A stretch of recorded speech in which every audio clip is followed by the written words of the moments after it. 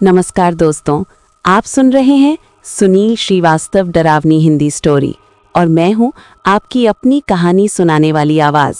दोस्तों, अगर आप रात में अकेले हैं तो थोड़ा पास आ जाइए, क्योंकि ये कहानी सिर्फ सुनी नहीं जाती, ये महसूस की जाती है। और हाँ, जो लोग दिल के कमज़ोर हैं वो अभी यहीं रुक जाएं। रात के ठीक 12:17 हो रहे थे। 4 लड़के और 1 लड़की खामोश रास्ते से होते हुए उस पुरानी हवेली के सामने खड़े थे। हवेली वैसी ही थी जैसी आपने अभी इमेज में देखी। टूटी खिड़कियां, सूखे पेड़ और ऊपर वाली मंजिल में एक जलती हुई पीली लाइट। रोहन ने कांपती आवाज में कहा, यार, यहाँ सच में कोई रहता है क्या? पीछे खड़ी पूजा ने धीरे से मेरा नाम लिया। सुनील भैया, दिल बहुत घबरा रहा है। दोस्तों, मैंने भी निगलते हुए कहा, डरो मत, बस एक वीडियो शूट करना है, फिर निकल चलते हैं। लेकिन तभी खट खट खट, हवेली के अंदर से दरवाजे पर किसी ने दस्तक दी। अमन फुसफुसाया, अंदर तो कोई है ही नहीं। फिर ये आवाज। अचानक ऊपर वाली खिड़की में लाइट बुझ गई और उसी पल किसी औरत की भारी आवाज गूंजी, जो भी इस घर में आया है वो खाली नहीं जाएगा। दोस्तों, आप सोच रहे होंगे ये आवाज़ रिकॉर्डिंग होगी, लेकिन नहीं। उस आवाज़ के साथ हवेली का मेन गेट अपने आप क्रींच करके खुल गया। पूजा जोर से चिल्लाई, नहीं, मैं अंदर नहीं जाऊंगी। तभी किसी ने मेरे कान के पास आकर बहुत धीरे से कहा, अब तो तुम सब आ ही गए हो। मैंने पीछे मुड़कर देखा, वहां कोई नहीं था, सिर्फ ठंडी हवा और सड़ांध भरी सांसें। दोस्तों, यहीं से शुरू होती है इस हवेली की असली कहानी। क्या ये पांचों अंदर गए या कोई उन्हें खींच रहा था? ये हवेली का दरवाजा खुल चुका था। अंदर से सड़ांध और ठंडी हवा का झोंका हमारे चेहरे से टकराया। अमन ने कांपते हुए कहा, भाई, मेरे पैर अंदर जाने से मना कर रहे हैं। रोहन ने हिम्मत दिखाते हुए कहा, अब आए हैं तो चलो, वरना ये जगह हमें जिंदगी भर सपनों में डराएगी। दोस्तों, जैसे ही पहला कदम हवेली के अंदर पड़ा, ढप, दरवाज़ा पीछे से अपने आप बंद हो गया। पूजा चीख पड़ी, सुनील भैया, अब तो बाहर जाने का रास्ता भी नहीं रहा। तभी अंधेरे हॉल में किसी के चलने की आवाज़ आई, छप छप छप। मैंने आप लोगों से मन ही मन कहा, दोस्तों, अगर आपको अभी भी लग रहा है कि ये सिर्फ कहानी है तो आप गलत हैं। अचानक दीवार पर टंगी पुरानी तस्वीरें अपने आप हिलने लगी और एक तस्वीर से खून टपकने लगा। अमन बुदबुदाया, ये तो इंसानों की तस्वीरें हैं, पर आंखें क्यों हिल रही हैं? तभी सीढ़ियों की तरफ से एक औरत की हंसी सुनाई दी।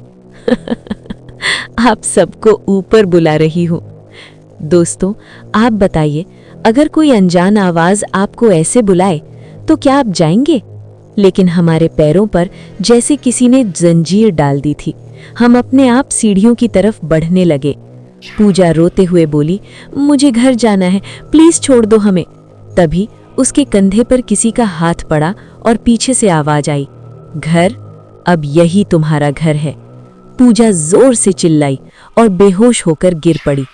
दोस्तों, ये देखकर हम समझ चुके थे कि ये हवेली सिर्फ भूतिया नहीं, जिंदा है और हम सब अब इसके मेहमान नहीं, कैदी बन चुके थे। पूजा जमीन पर बेहोश पड़ी थी।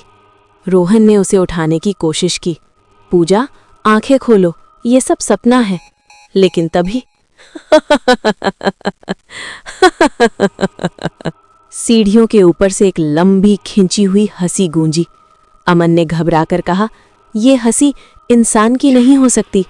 दोस्तों, मैंने आप सबसे कहा, अगर अभी भी आप सुन रहे हैं तो भगवान का नाम ले लीजिए। तभी सीढ़ियों पर नंगे पैरों के चलने की आवाज आई, छर छर छर। अंधेरे में एक साया दिखाई दिया, बिखरे बाल, झुकी हुई गर्दन और फिर इतने सालों बाद नए मेहमान। पूजा अचानक झटके से उठ बैठी। वो यही है, मेरे सिर के अंदर बोल रही है। दोस्तों, ये सुनकर हम सब का खून जम गया। तभी हवेली की दीवारों पर लिखे शब्द अपने आप उभर आए, जो मेरी हंसी सुनेगा वो मेरी आत्मा बन जाएगा। अमन चिल्लाया, भागो! लेकिन सीढ़ियां हमारी आंखों के सामने गायब हो गई और उसी पल हमारे चारों तरफ वही हंसी गूंजने लगी। अब भागने का रास्ता नहीं। दोस्तों, मैं आपसे सच कह रहा हूं, उस हंसी में इतनी नफरत थी कि दिल फटने लगा। रोहन ने कांपते हुए पूछा, तू है कौन? अंधेरे से जवाब आया, मैं इस हवेली की चुड़ैल हूं और तुम सब मेरी अगली कहानी। अचानक हॉल की लाइट जली और सामने जो दिखा वो इंसान नहीं था। उल्टे पैर, लंबे नाखून और मुंह से टपकता खून। पूजा चीखी, ये हमें नहीं छोड़ेगी। और उसी पल चुड़ैल जोर से हंसी।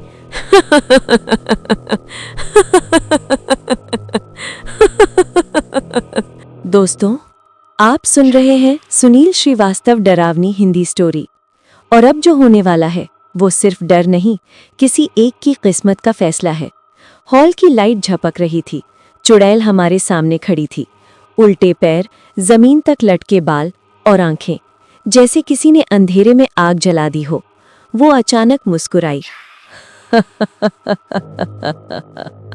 फिर उसने बहुत धीमी आवाज में कहा, मैं नाम लेकर बुलाती हूँ, जो आएगा वो यहीं रह जाएगा। दोस्तों, ये सुनते ही पूरे हॉल में सन्नाटा छा गया। अमन रोते हुए बोला, सुनील भैया, इसे बोलो हमें जाने दे। लेकिन चुड़ैल अब हमें नहीं, सीधे हमारी आत्माओं को देख रही थी। वो एक कदम आगे बढ़ी, छर्र, और फिर बोली, रोहन। नाम सुनते ही रोहन का शरीर कांपने लगा। उसके पैर अपने आप चुड़ैल की तरफ बढ़ने लगे। रोहन चिल्लाया, नहीं, मैं नहीं जाना चाहता। दोस्तों, हमने उसका हाथ पकड़ा, लेकिन ऐसा लगा जैसे कोई और ताकत उसे खींच रही हो। चुड़ैल फिर हंसी। नाम लेने के बाद कोई नहीं बचता। पूजा ने जोर से चिल्लाया, भगवान का नाम ले रोहन। जैसे ही रोहन ने आंखें बंद की, हवेली की दीवारें जोर से कांपने लगीं। धड़ाम धड़ाम चुड़ैल चीखी, चुप! और उसी पल रोहन जमीन पर गिर पड़ा। दोस्तों, वो बच गया था, लेकिन चुड़ैल का गुस्सा अब आसमान छू रहा था। उसने हम सब की तरफ देखा और कहा, तो फिर आखिरी खेल। पूरा हॉल अंधेरे में डूब गया और चारों तरफ सिर्फ उसकी हंसी। मेरे कानों के पास वो फुसफुसाई, सुनील, अगली बारी तुम्हारी। दोस्तों, मेरी सांसें रुकने लगी। दोस्तों, आप सुन रहे हैं सुनील श्रीवास्तव डरावनी हिंदी स्टोरी। और अगर आप यहाँ तक सुन चुके हैं तो समझ लीजिए, आप भी इस हवेली की कहानी का हिस्सा बन चुके हैं। अंधेरे में मेरा नाम गूंज रहा था, सुनील, और उसके साथ मेरे पैर सुन्न पड़ चुके थे। पूजा रोते हुए बोली, इन्हें मत ले जाओ, हम चले जाएंगे। चुड़ैल ने गर्दन टेढ़ी की और जमीन पर बाल घसीटते हुए बोली, इस हवेली से कोई खाली नहीं जाता। दोस्तों, तभी मैंने हिम्मत जुटाई और जोर से कहा, तू जो भी है, हमें क्यों नहीं छोड़ती? हवेली अचानक शांत हो गई। फिर चुड़ैल धीरे धीरे हंसने लगी। क्योंकि तुमने मेरी कहानी सुन ली है। दीवारों पर खून जैसे अक्षर उभर आए, जो मेरी कहानी सुने वो मेरी जगह ले। अमन चीखा, तो इसका मतलब हम सब? चुड़ैल अचानक हॉल के बीच आ गई और बोली, नहीं, सिर्फ एक। दोस्तों, उसने मेरी तरफ उंगली उठाई, मेरे कानों में फुसफुसाई, तू लोगों को डर की कहानियां सुनाता है, अब मेरी कहानी दुनिया को सुनाएगा। और फिर तेज हवा चली, लाइट फूट गई, हम सब की आंखें एक साथ बंद हो गईं। जब आंखें खुली, हम हवेली के बाहर थी। सुबह हो चुकी थी, हवेली गायब थी। रोहन कांपते हुए बोला, हम बच गए। पूजा ने मेरी तरफ देखा और धीमे से कहा, लेकिन तुम्हारी आंखें अब पहले जैसी नहीं है। दोस्तों, उस दिन के बाद मैं जिंदा तो हूँ, लेकिन हर रात कहानी सुनाते वक्त मेरे कानों में वही हंसी गूंजती है। और कभी-कभी मुझे लगता है ये कहानी मैं नहीं, वो चुड़ैल आप तक पहुंचा रही है। दोस्तों, अगर आपको ये पूरी कहानी डरावनी लगी हो तो चैनल को सब्सक्राइब जरूर करें, क्योंकि अगली कहानी में शायद आपका नाम लिया जाए। कहानी समाप्त, लेकिन हंसी अब भी जारी है।